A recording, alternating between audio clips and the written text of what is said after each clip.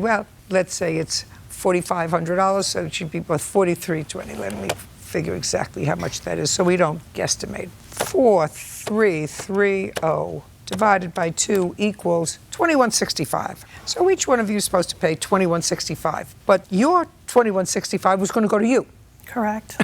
To pay for your truck. Correct. So you said, I'm not paying restitution. I'm going to pay restitution for myself. I'm not doing that. But this is the rub. Court also said once the restitution is paid, we're going to seal these cases like they didn't exist and expunge the records so that they both have a clean slate. And your son, unless he had a clean slate, couldn't play basketball. But unless the restitution was fully paid, they weren't going to close out the case. So what happens is that the plaintiff paid your half of the restitution so that she could get her son's record cleaned, and she wants you to pay her your half of the restitution. That's what I understand. However, according to Isn't that what you want? That is correct. And I went to Carrie in the nicest way possible. I said, meet me for 15 minutes.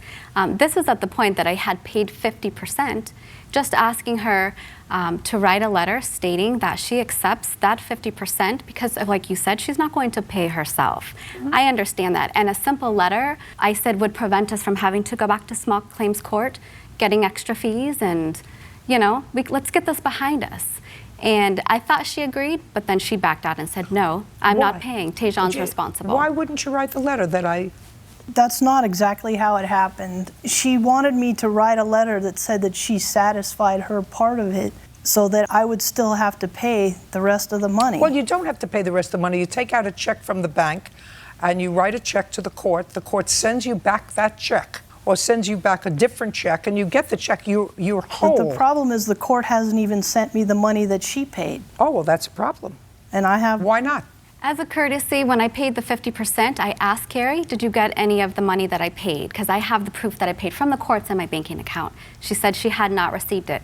Now, this is not my job, but I called the court, the collections, and I said, can you please release that money to Carrie? And they said, we will absolutely release it immediately. When was that? That was in October of 2016. You haven't received any money? I received $350, which is the amount that I paid, because in order for him not to be in violation of his probation, he still has to pay $50 a month. So I've been paying $50 a month to myself, and they sent it back to me, the $350, but that's it. That's for another case, though. That's not this one. Is that for another case? No. Ms. McCoy? Not that I know of. Just a second. Have you been arrested since? Since his last case? Yes. Yes, Your Honor. Oh, well, it's for another case. Not for what? according Just to- a second. For what? For vandalism, Your Honor. And what happened with that case? I got placed on violation of probation and house arrest. Oh. Yeah, well, I understand her point, but I think that you're correct, that each boy and therefore each parent was responsible for 50%. That's what the court ordered, and that's what you agreed to. You did go to court with your son, did you not?